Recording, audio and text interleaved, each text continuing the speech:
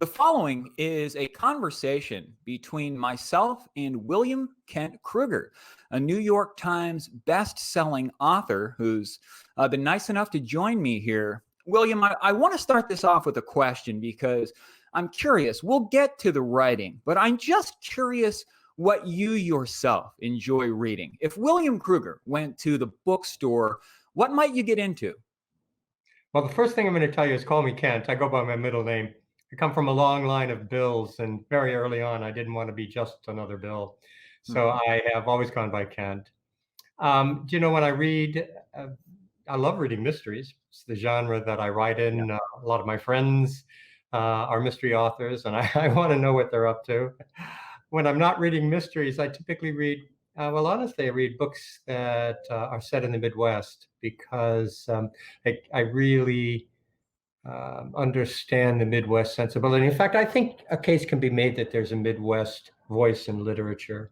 It's very spare but very eloquent, and I think it rises significantly out of an understanding of our relationship with this land we occupy. We take great pride in believing out here that we shape the land, but in truth, the land also shapes us. So I love the work of Marilyn Robinson, Gilead, uh, National Book Award winner. Um, Lila, her most recent work. Kent Harroff, if you know his work, he wrote stories based on a small town on the eastern plains of Colorado. I love his work. I love the poetry of Ted Krueger. I believe Ted Krueger is out of Nebraska, could be Kansas, but such a solid Midwest voice. So there you go. Yeah, and I know that you have authored your own mystery series, the Cork O'Connor series. I myself like a good mystery. There are some things that I don't particularly care for when it comes to mysteries. I don't like the one in a million clue. That's like the impossible clue that a detective comes across.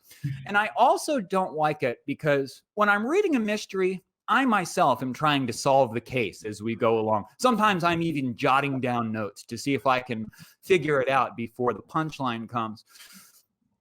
I really like it in a mystery when at the end I've got it wrong, but I feel as though I should have gotten it right. That's an ace for me. So I'm curious what you yourself enjoy when it comes to a good mystery novel.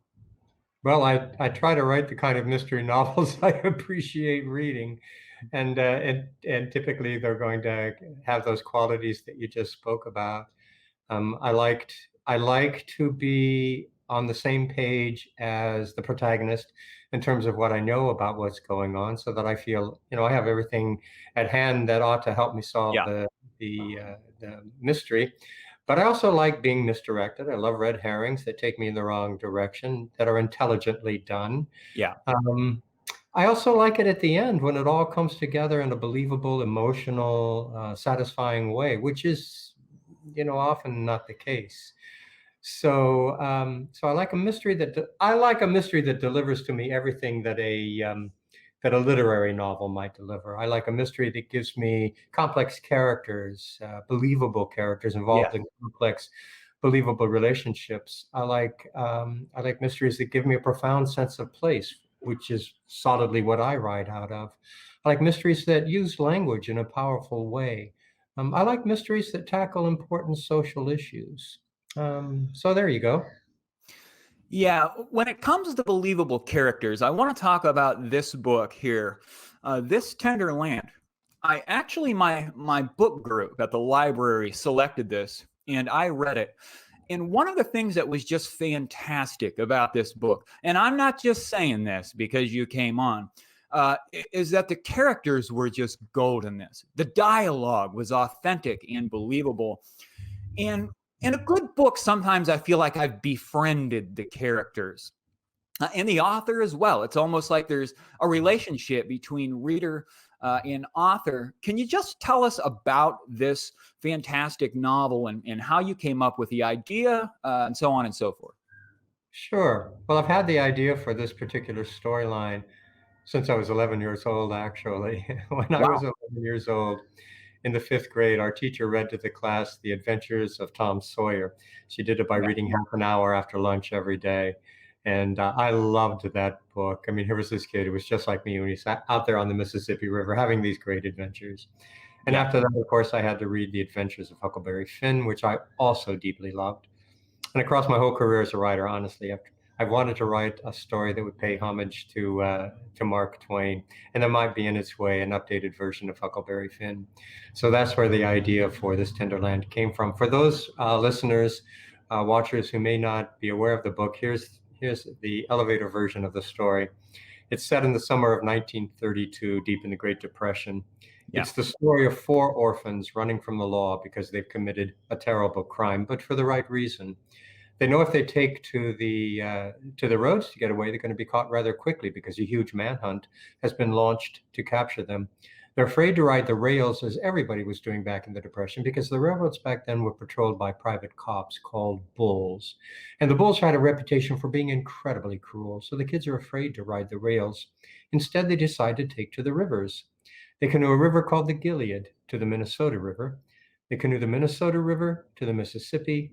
And their plan is to canoe all the way down the Mississippi River to St. Louis, where they believe they have family and they'll be safe. As I told you, I've always wanted to write an updated version of Huckleberry Finn. Yeah. This is my Huckleberry Finn. Yeah, this book was just incredible. I've basically been trying to force people to read this thing since I read it. And like every review is good. I don't know if I've come across a single person that disliked the book. It's just such a dramatic book that was very vivid in my mind as I was reading it, because nature is a big theme in this book with the kids out on the river. And it was just a really fantastic, it was an experience. And I really loved it. And I listened to the audiobook of Ordinary Grace in preparation for this interview. And it was like a very similar experience where it was a dramatic thing. And we were with the Drum family, and nature was a theme as well. And it's just incredible. I thought, wow, this is two back to back. This guy's batting 1,000 when it comes to getting an emotional response out of me as a reader. Can you tell us where you got the idea for Ordinary Grace? Sure. If you were to read significantly in my Cork O'Connor mystery series, what you would see is that very often in the plots I've created, there's an undercurrent that deals significantly with the spiritual journey. It's something that comes very naturally from my protagonist, Cork O'Connor, because he's a man of mixed heritage. He's part Irish American and he's part Ojibwe, Anishinaabe, which is the largest tribal affiliation here in northern Minnesota. Yeah. Because of the mixture in his heritage, he has a foot in two different spiritual traditions: his white Catholicism, his Irish Catholic, and his Ojibwe spirituality. So very often in the stories, he's trying to figure out where his unique spiritual path lies. And that's been an issue for me my whole life. So I'd been looking for a story that would allow me to do two things. I was looking for a story that would allow me to go back and recall an important period in my own life, the summer I was 13 years old, and evoke it in such a way that I could use bits and pieces of my own experience to create the story. So for anyone who's read Ordinary Grace or listened to a reader reading Ordinary Grace, the Drum family at the heart of it, that's my family. I used my parents as templates and my siblings as templates for all of the kids there. I put lots of actual people from my past into the story. New Bremen, the town where it takes place, was so like small Midwestern towns that I grew up in. So I wanted to write a story that would allow me to go back and recall all of the emotions and perceptions I had at 13 years of age, and allow me to write that story in such a way that even readers who were born decades later could still read the book and know what it was like to be a 13-year-old boy in a small Midwestern town in the summer of 1961. And so the other motivation was simply I wanted to write a story that would allow me to explore more deeply the importance of the spiritual journey that I believe we're all on, whether we embrace that or not. So that's where Ordinary Grace came from. You know, I really liked the character Jake in Ordinary Grace. He's a young man that has had some trouble in his life, but he has a really mature outlook. He's almost more mature than his older brother is in the novel. I really like about the two books of yours that I've read that there are philosophical sentences and paragraphs that are dropped in that show that you've really considered life and in the good things about life, in the bad things about life.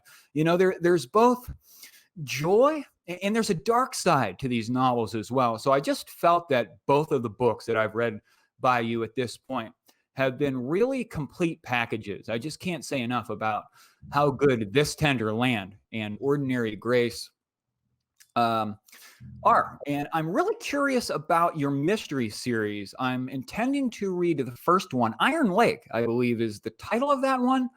Yeah. I like mysteries. I don't know how the feel is going to be in comparison to these really dramatic, tear-jerking, heartfelt kinds of books that you write. Can you tell us maybe a little bit about your mystery series, what it's like? Sure. My mystery series is set up in the great North Woods of Minnesota.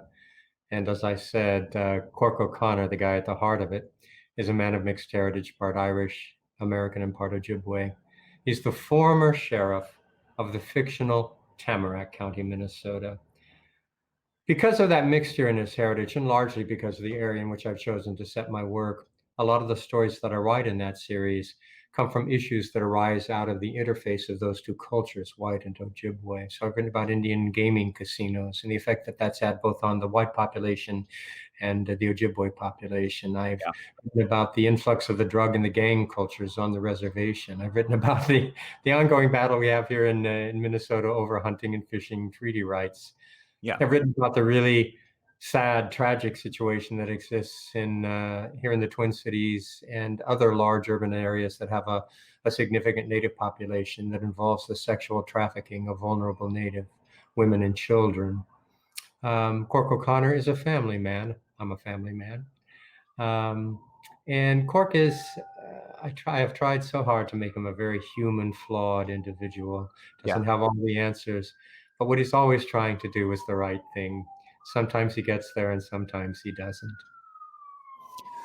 Yeah. How many books are in that series at this point? 18. Wow. I just finished number 18 in the series. I sent it to my editor last week. But because of the corona, typically I have a novel out every fall, but because of the coronavirus and the chaos that's been created by it, production has been delayed, publication has been delayed until August of 2021.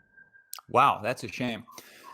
I recently started trying to write. I figured, well, I'll start with a short story. And I realized that it's like hard to do. I didn't get it completed. I've got like a really good idea that I can't tell you all about just yet. But I'm curious when it comes to you, when did you realize that you wanted to be a writer? Oh, I've always wanted to be a writer. And probably that's because of my parents. I'd be a Freudian analyst dream. I blame everything on my parents. When I was a kid, my parents, I hope like yours, I hope like lots of people, my parents read to me. As a child, I never went down for a nap. I never went to bed at night without a story being read to me. So I grew up thinking of the world in terms of stories. And for whatever reason, I always wanted to be one of the storytellers. Here's a story for you, John, that I love telling audiences. Yeah. The first story I remember writing was a short story in the 3rd grade. It was called The Walking Dictionary. Now, I got to tell you this, my father was a high school English teacher, and he was always storming around the house, ranting something like, nobody uses dictionaries enough. Nobody uses dictionaries enough. So in the 3rd grade, I wrote a short story called The Walking Dictionary, which was, in fact, about a dictionary that didn't think it was being used enough. It magically sprouted legs so that it could toddle off into the world and go to the people that needed it. My 3rd grade teacher went gaga over that story. My folks went gaga over that story. I swear to you, in the 3rd grade, I knew I was going to be a writer. So I have always written. But I served a very long apprenticeship. I didn't publish my first novel until I was 48 years old. That was Iron Lake, the first in my Cork O'Connor series. Wow, that's really interesting. When I was a kid, my mother did read to me, and I can't really clearly recall what she would have read to me when I was really young, but I liked Goosebumps when I was coming up. I liked a series of books called The Babysitter's Club. Right. And I don't know where it's at, but there was this series because I was a Little League baseball player when I was a kid. And there was an author named Matthew Christopher that wrote sports books. And they were like 100-page young adult things. And I really loved those things, particularly the baseball ones. I'm curious about what you yourself read when you were a young adult. Comic books. That's something that I'm recently just now getting into, um, because I like Stephen King's The Dark Tower series. And there are comic books that have come out that fill in pieces and parts and go a little bit further in depth and everything. So I've just recently come to realize that I actually like graphic novels quite a bit. And I didn't realize that there can be so much text in a graphic novel. It took me like 2 hours or even longer maybe to read one. So I really Yeah. do like those things. I wouldn't have hit my Goodreads goal last year if it wouldn't have been for the two graphic novels that I read. Um, Yeah. I was being just a little facetious. I did, in fact, love comic books. I grew up on Marvel. DC comics were out there when I was a kid, but I really loved Marvel comic books: yeah. Spider-Man, Thor, Silver Surfer, the Hulk, etc. But when I was, my father, the high school English teacher, was always trying to get us to read great literature, and he did. He really didn't do a bad job of it. But I really got seriously turned on to reading when I was 12 years old. Here's another story I like to tell book clubs and audiences. When I was 12 years old, that summer, that was between my sixth and my seventh grade year, I was a Boy Scout. Yeah. And I decided that was the summer I was going to get my reading merit badge. Now, one of the requirements for the reading merit badge, at least back then, was you had to spend some time volunteering at your local library. I was living in a little town in Ohio at that point, so I went to the library, talked to the librarian, made the arrangements, and when the time came, I showed up to do my duty. Now, this was long before they had, the computerized check-in and check-out. I don't know, John, if you're old enough to remember those little pocket things that used to be glued to the back Yeah. cover, Heck cover yeah. of the book with the checkout slip inside. So what they did was they gave me this, they put me to work date stamping the return books. They gave me this little black ink pad and a changeable rubber date stamp. So for the first hour I was there was sort of ka-chunk, ka-chunk, ka-chunk, ka-chunk, ka-chunk. After about an hour of that, the librarian walked my way and proceeded to ask me a very librarian-esque question. She said, "Kent, what do you like to read?" Well, as I told you, the honest to God truth was I like to read comic books. Yeah. I didn't want to tell her that, so I briefly considered lying to her, but there was that whole "a scout is trustworthy" thing going on. So I told her the truth, and without batting an eye, she said, "Have you ever read The Count of Monte Cristo?" So I Ah. went to the library that day with that great Dumas classic under my arm. And several days later, I came back and checked out The Three Musketeers. And after that, it was The Man in the Iron Mask. And Wow. when I read everything our little library had by Dumas, I asked her, what should I read next? And she turned me on to H.G. Wells and Jules Verne and Yeah. Arthur Conan Doyle and Jack London and Robert Louis Stevenson. All these guys who wrote these great stories that were perfect for capturing the boy's heart. So I began to read a lot of those books that we consider classics. I really love classics. And I read my first, well, actually, I think I read The Invisible Man years ago. Oh, terrific story, H.G. Wells. Yeah, Yeah, really good story. And I read The Time Machine this year. And I yeah, was like shocked at how much I enjoyed that book because sometimes you can get the feel that a classic might be a little hard on the eyes, maybe not quite thrilling or suspenseful for a modern reader, but that's not always the case. And that The Time Machine was just a fantastic book. I might read it again because it was just such a brilliant thing that read almost like a modern book. If you go back too far back into history where the language changes, it can be a little choppy, a little hard on the eyes, but H.G. Wells was just absolutely brilliant. And I read A Connecticut Yankee in King Arthur's Court this year as well. And I really liked that one. So I'm all about classics. I love classics. And I'm going to read some more classics. And the A Connecticut Yankee in King Arthur's Court was the second Arthurian novel that I've ever read. So now I'm hooked on Arthurian novels. I've got a bunch of them back here on my shelves that I've got to read. I've got a question for you. I was watching George R.R. Martin and Stephen King on stage earlier this year. And one question that oftentimes is hard for an author to answer is where do you get your ideas from? So I'm curious, where do you get your ideas from? I have the glib answer, which is I subscribe to a magazine called Ideas for Authors. I get it every month. Wow. That doesn't exist. Here's my take on this, John. I Yeah, think when you accept that you are, for whatever reason, one of the storytellers, it's like you open a door and stories start coming at you from all directions. They come from places you would expect, family stories, newspaper sure. stories. They come from places you would never expect. Um, I've never questioned where the story ideas come from, and I have never lacked for a story idea when I wanted to create something in my Cork O'Connor series or even something outside the series. Um, the truth is, I have more ideas, more story ideas than I will ever have time to write. And always the question for me at any given moment is, what story idea captures me? But here, I'm going to tell you something that a friend of mine told me. Sure. Um, I have a friend, Margaret Cole, who wrote for a very long time a wonderful mystery series set on the Wind River Reservation in Wyoming.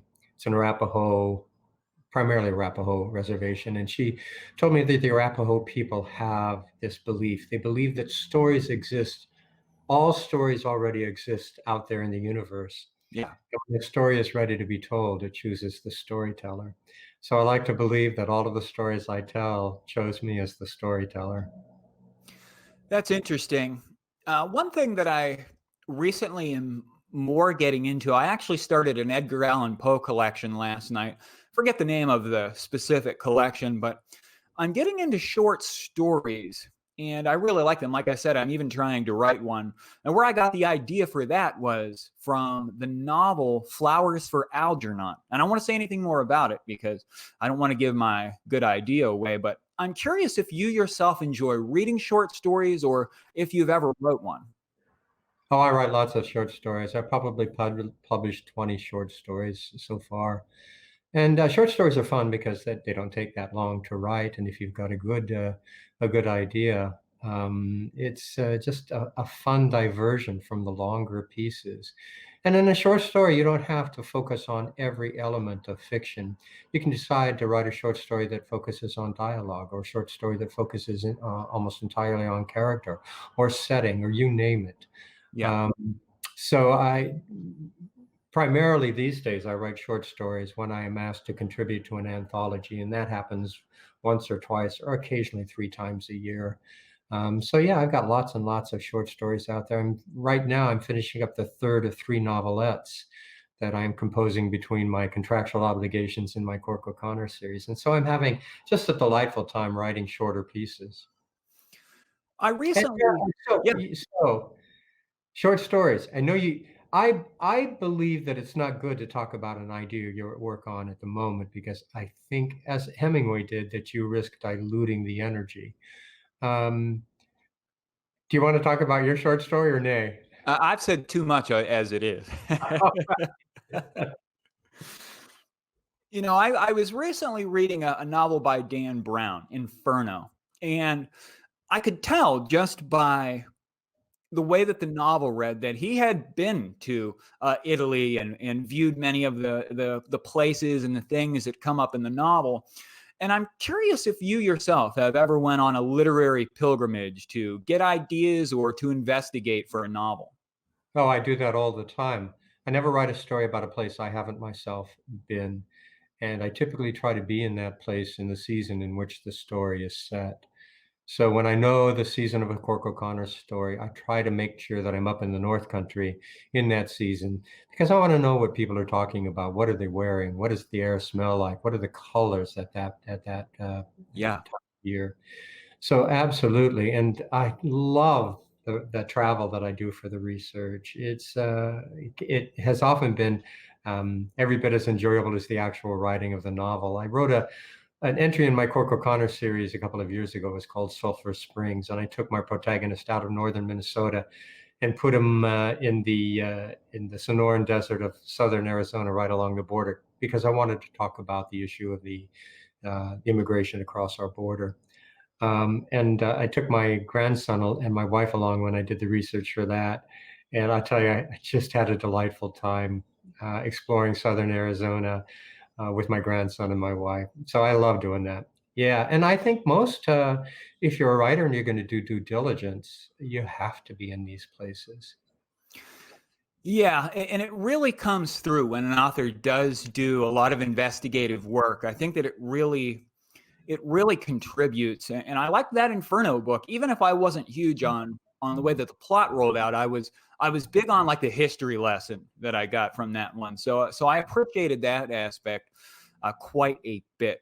Another question that I see come up oftentimes, and this was another one that George R. Martin and King were addressing, because everyone's waiting on Martin to finish his series, and he was asking Stephen King, "How do you write so many books?" So I'm curious how long it takes you Stephen on King's average. answer. Do you remember Stephen King's answer? I'd love to hear it. I know that he said that he likes to write a particular amount of pages each day, that he has like a target goal for each day. And I don't know if it was 15 pages or what he said, but basically he said that he tries to sit down every day and write at least X amount of pages. And that's one way that he keeps himself responsible to try to pump out 3 or 4 books a year. Well, good for him. I think I write every day too. Yeah. I don't have a particular page count, but I try to write 7 days a week, every day. In Yeah. fact, I think if you're a writer, you need to stay connected with the energy of your work, whatever the work happens to be. I think that's important. This maybe is a little of an odd question for you, but I really am interested in characters' names. And I'm just curious how you yourself come up with characters' names. Names? Yeah. Yeah. The best names come to you when the characters come to you. They come right along with the character. You don't even have to think about it. That's not always the case, and probably that's the case less often than not. So sometimes you have to go looking for names. When I'm working with my Cork O'Connor series, I access a lot of Native American websites, journals, um, online newspapers, and I'm looking for names that would be suitable for my series. I have taken names from graveyards. Wow. I've taken names from the exit signs on freeways.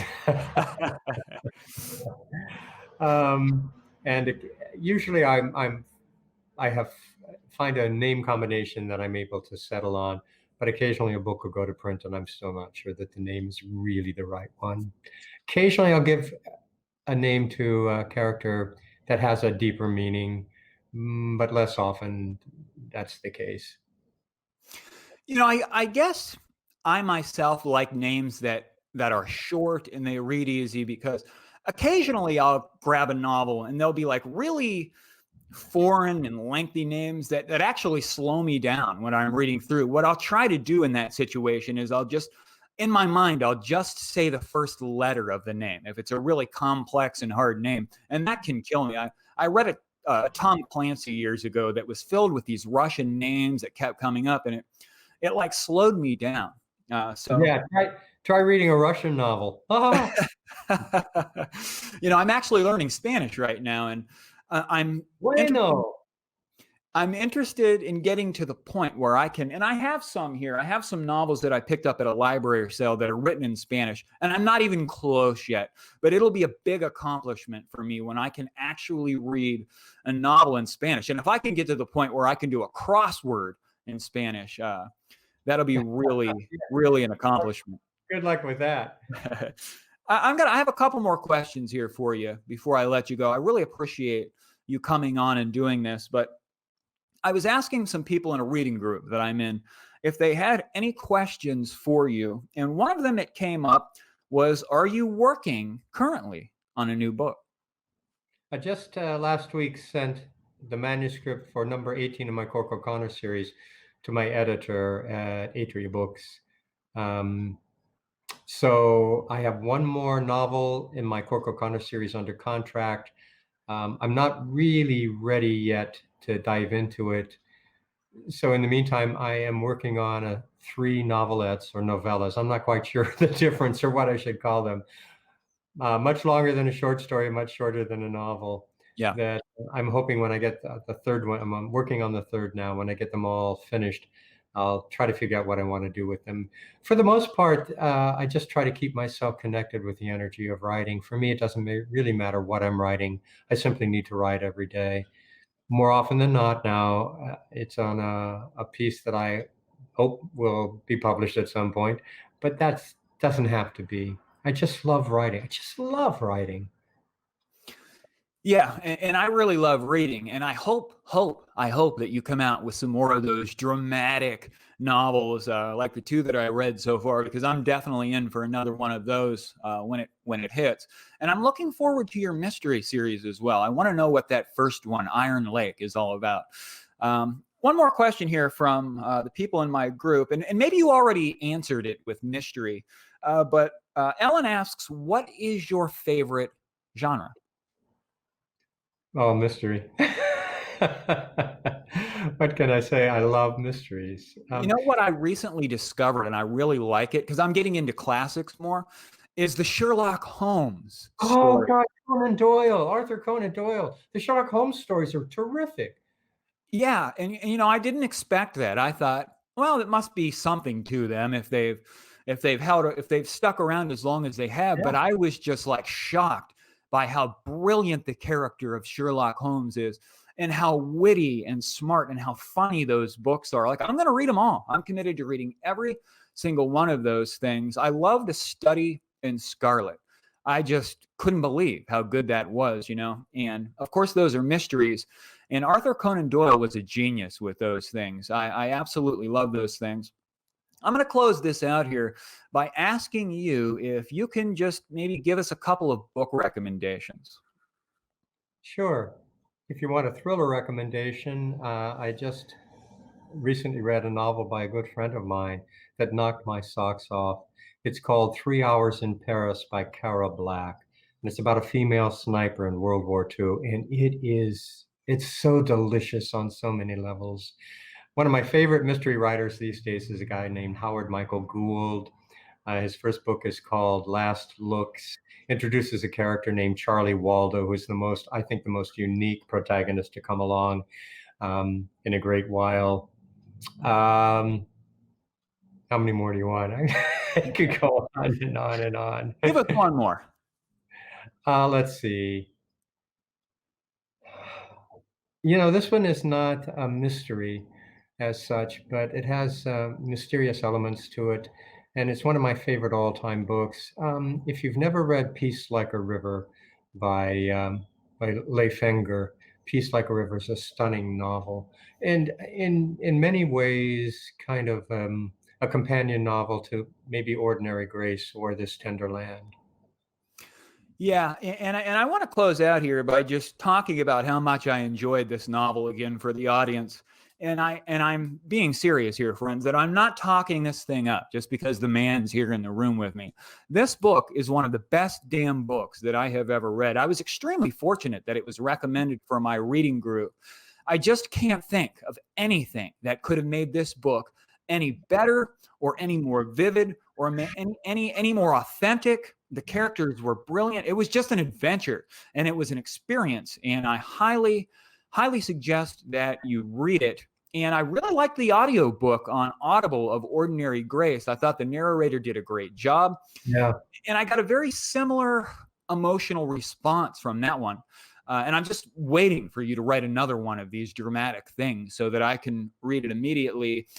I appreciate you coming on, man. Thanks for doing this. Oh, I've enjoyed my time, John. Thank you for having me.